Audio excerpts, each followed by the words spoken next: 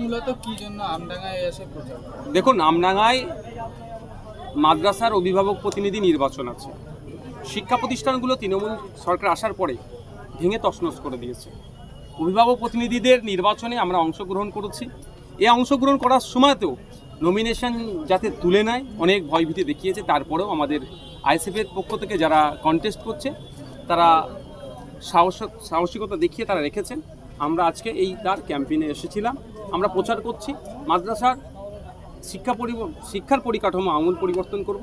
কারণ এই মাদ্রাসায় অনেক অভিযোগ আছে, হোস্টেলে নাকি 12-13 জন থাকে, 50-60 জনকে দেখিয়ে তা অবৈধভাবে টাকা লুটা হচ্ছে এবং এই মাদ্রাসার অনেক সম্পত্তি আছে, সেইগুলো অবৈধভাবে ব্যবহার হচ্ছে, যেগুলো শিক্ষা প্রতিষ্ঠানের স্বার্থে কাজে লাগছে না, সেইগুলো উদ্ধার করা, মাদ্রাসাকে ফিরিয়ে দেওয়া মাদ্রাসার সম্পত্তি এবং মাদ্রাসার শিক্ষক থেকে শুরু করে ছাত্র থেকে শুরু করে যে বিশৃঙ্খলাতে একটা আছে সেটা শৃঙ্খলা আবদ্ধ করা, এই শিক্ষা প্রতিষ্ঠানকে জানকে ফিরিয়ে নিয়ে আসা। সেই জন্য আজকে আমাদের এই একটা নির্বাচনী সভা ছিল। গতকাল রাতে মুখ্যমন্ত্রী সাংবাদিক বৈঠক করলেন এবং সেখান থেকে জানালেন ডিএমই কে অপসারণ করা হলো এবং ডিএইচএস কে করা হলো। এই বিষয়ে কি দেখুন, একটা কথা বলি, সেই কথায় আছে না, সেই অমুকজন জল খায় গুলিয়ে খায়, ব্যাপারটা সেটা হয়ে গেল।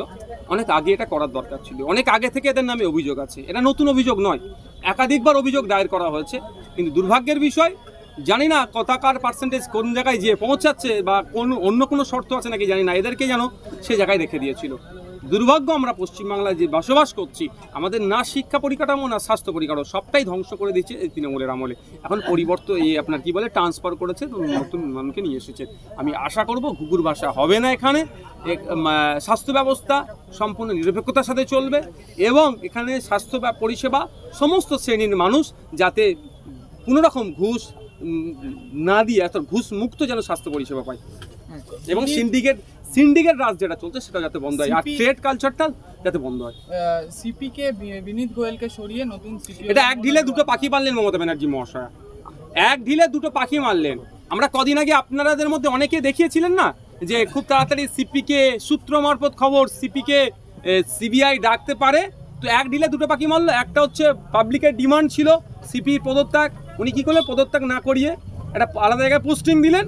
আর এখন যদি ওই যে এসটিএফ এর এডিজি হয়ে গিয়েছেন তাকে যদি ডাকে আর সিপিকে ডাকার মধ্যে অনেক বিস্তর তফাৎ, সেই হিসেবে এক দিয়ে দুটো তুমি পাখি মেনে নিলেন। মানে আপনি কি বলতে চাইছেন সিপিকে ডাকা হতে পারে? মানে আমি যতটুকু আপনাদের আপনার সংবাদ মাধ্যম থেকে জানতে পারলাম, সূত্র মারফত তারা দেখিয়েছিল যে সিপিকে ডাকতে পারেন। তবে আমি একটা কথা বলতে পারি, এখানে জোর গলায় টালা থানার ওসির একার ক্ষমতা নাই, তিনি যে অন্যায়গুলো করেছেন ওপরে কোনো হেভিওয়েটের হাত আছে। সেই হেভিওয়েটের হাতটা কোন স্তরে কিভাবে এসে পৌঁছেছে টালা থানার ওসিকে জিজ্ঞাসাবাদ করলে নিশ্চিতভাবে অনেক বলতে পারবেন। হয়তো টালা থানা ওসিকে কোনো ডিসি বলেছিলেন বা এসি বলেছিলেন, এবার ডিসি আর এসি কোনো বড় সাহেবের অর্ডারের জন্য হয়েছিল, বাট কোনো বড় সাহেব আবার কোথাকার অর্ডার পেয়েছেন সেটা স্টেপ বাই স্টেপ যদি সিবিআই সঠিকভাবে এগিয়ে যায়, কোনো পলিটিক্যাল মোটিভেটেড না হয়ে যায়, যদি নিরপেক্ষতার সাথে সিবিআই মামলাটা তদন্ত করে তাহলে বেরিয়ে আসবে।